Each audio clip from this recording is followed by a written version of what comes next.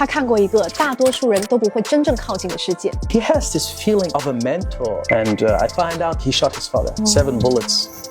人间偏门的第一期嘉宾是在德国男子监狱当了4年老师的 Ze。 One of the first things we get as introduction is don't make them hope. 但是在20岁之前，他其实也在一个离犯罪很近的环境里长大。If they maybe rang the bell a few more times, maybe I would have just said, whatever, let's go play. 现实中的监狱到底长什么样？我们要靠什么去判断一个人的好坏？又该怎么保护自己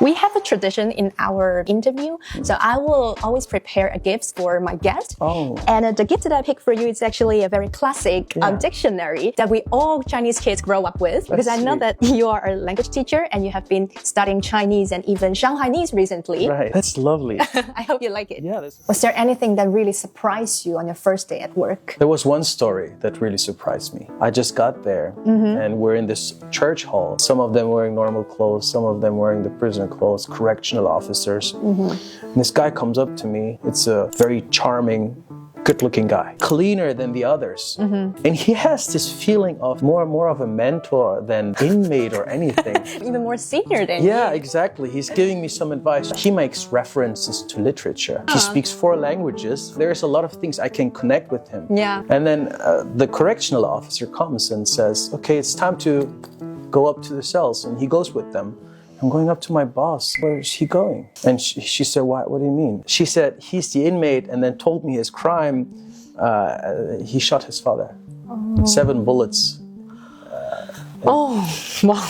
And I was just, I didn't know what to. Yeah, same right? reaction, right? Yeah, it's hard to grasp that, you know. Have you ever seen an unexpectedly kind side of an inmate? Can I give you a short description of someone I met in prison who really moved me? There's someone who is incredibly warm, very respectful, would say good morning, no matter whether he had a good day or didn't have a good day. He would be respectful towards me and also his inmates, and he burned his girlfriend in a forest. Oh, yeah, that's quite a story. Yeah. That's very different to like how he present his image to other people. But then again, I'm not sure whether it's just presenting, you know, because I think you can present only so long, only for a time, right? I do believe that there is warmth, despite the heinous crime that he. 我当时其实不太知道要给什么反应，甚至有一刻我坐在那里的时候，我的腿都是在发抖的。So I'm very curious, what made you start working in a prison? So my background is Kurdish and Jewish. And in Berlin, in that part where I grew up, when I said that I'm Kurdish or Jewish, a lot of people would just want to fight. Like a small gang. Yeah, kind of. Those were the people that I was growing up with. I didn't really like to fight, but that was the only way for me to survive. I was 20. I just got out of a very difficult circle of people. And then I started volunteering for this kind of work. I did 2 years with an elderly man who passed, and then another 2 with a child, who's 8 years old and passed. And then my boss came up to me and said, they need someone in prison for a workshop. I wanted to do something that is meaningful and also give something back to a community. Did you ever run into someone from your old circle in the prison and eventually they became your students? Yeah, that was actually my 2nd year. He came into the class and I saw him. And he looked at me and I immediately recognized him. And he did too. I know you. I said, I know you too. The next sentence he says is, back then, when you left our circle, I thought you were a freaking traitor. But then later on, I saw person A got into prison. Person B had another trouble. One of them died.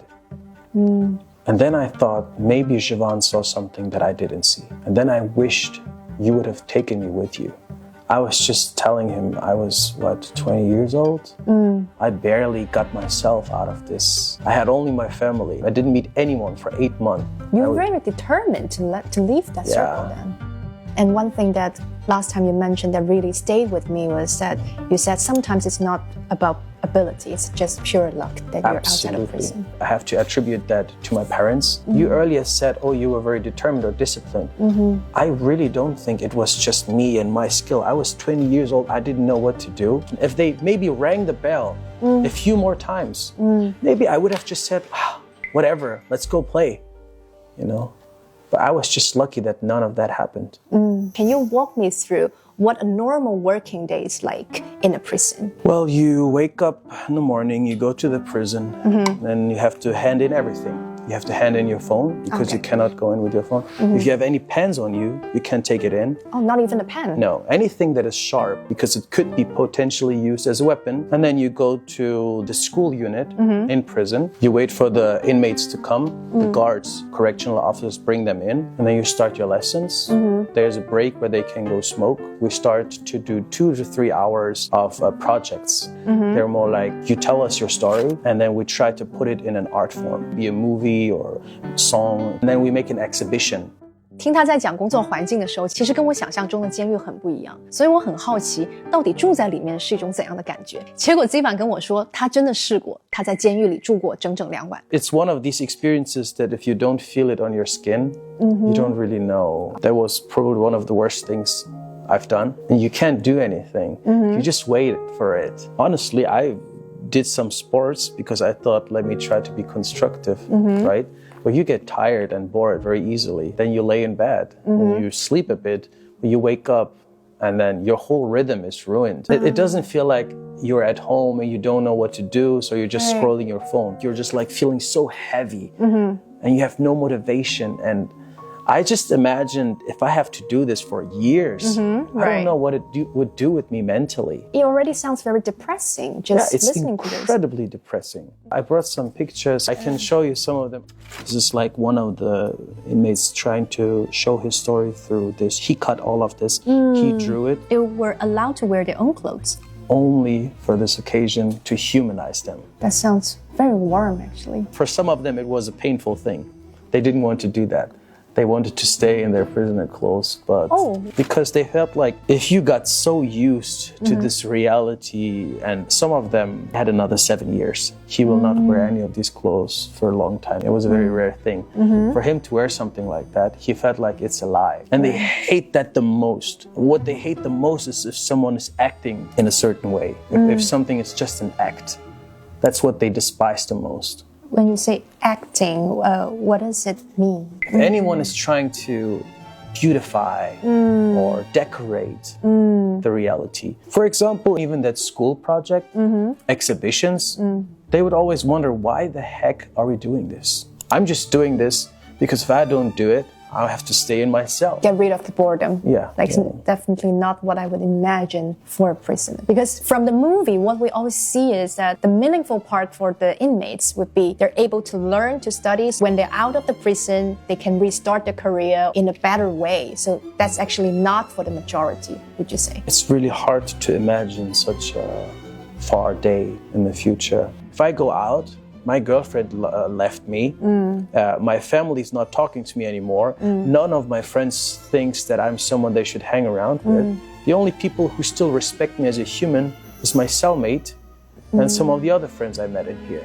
And also, how am I going to get a job? They don't even ask themselves these questions. So basically, hope makes people feel even worse. Yes, that's probably one of the first things we get as introduction is don't make them hope, not even in the slightest form, because we're no one.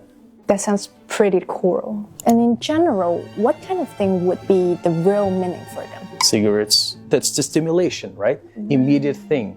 我们很多时候之所以还能坚持，可能不是因为现在有多好，而是因为我们默认事情以后可能会不一样。比如一段关系、一个工作，或者一段很难熬的时间，对于一个人来说，也许会变得更好，这件事也是一种推着人不断往前的极大动力。所以某一程度，我想希望的存在，它就是生命意义的最大支撑。Even just sitting here listening to you telling the story, I don't know how to react. And what kind of reaction would be appropriate? I'm actually very impressed. You have to be very emotionally stable to be in this job, and you also need to manage your expression and how you talk to them after hearing all this. I mean, that's why I just did 4 years. That's already a very long time, It's a long time, but after 4 years, I noticed if I keep doing this, there's 2 options. One is I'm going to get frustrated. I'm going to get nihilist. I'm going to hate everything and everyone around me because life seems so unfair. Or I'm just gonna stop doing this work. A lot of my colleagues have become these kind of people who treat the prisoners like animals, or treat them with hatred, disrespect, because it's easier. There are good ones and bad ones. That leads nicely to the question that I wanted to ask you. What makes you decide to leave the job in the end? And what makes you stay for 4 years? I didn't expect to stay there for 4 years, but if I'm fully honest, I saw myself in a lot of them. And it was not because I wanted to just give something back to community, or because I wanted to do something good, but because I thought if I was not more lucky, I could have ended up in a similar situation. At least what I can do is to be here, understand, listen to their stories. And that's why I stayed for 4 years. But after 4 years, I noticed this is hitting heavy. Yeah. One of the worst things in this kind of work is if they leave, you don't want to see them again, right? Right. That's the bad. And you have some good relationships, whether you're professional or not. You start liking some of them a lot, especially if you find out they didn't do much. Maybe they got into prison for some harmless crime or something, and they have family outside. They show you the photos, and you start to like them like an uncle. Yeah, you build a very personal relationship. Yeah. Do you believe human nature is fundamentally good or evil? It just really shows you how complicated the human nature can be. You have to live in this ambiguity, in this ambiguous gray zone of accepting that someone can be both at the same time, even though it's so hard to accept that. And I think it can clear up a lot of misunderstandings. If I understand, you know, we meet not for a long time, but if I know inside, Sylvia is someone who has a great personality, but she probably also has a lot of luggage, and so do I. It's not going to surprise me that much anymore. Right. I'm going to approach it on a different level. Would you say after this experience, your life had become more positive because you can create more peace and without thinking too much? Or because by knowing all these raw sides of human, your world becomes a bit darker? I think it gave me a certain peace, a calm peace. Sometimes it's a bit like numbness. And then you're very happy for the moments where you don't feel powerless. You know, you appreciate more. Exactly. In I think a very sober way. It's that some things are in my control and they're connected to me. So many other things are not in my control, and I'm gonna accept it much quicker than before. Some of these things I still think about today.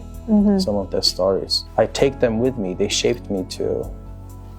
和 Ziva 的上半场对话都在一次一次的在颠覆我对人性的想象，而他最后提到的平静跟麻木，我想那不是冷漠，而是在无数次的错愕跟震惊之后对复杂人性的一种接纳。那下集呢，我们将走进他的现实世界，当他带着这样的看人方式跟边界感，当他回到日常之后，他又会怎样判断关系，怎么保护自己。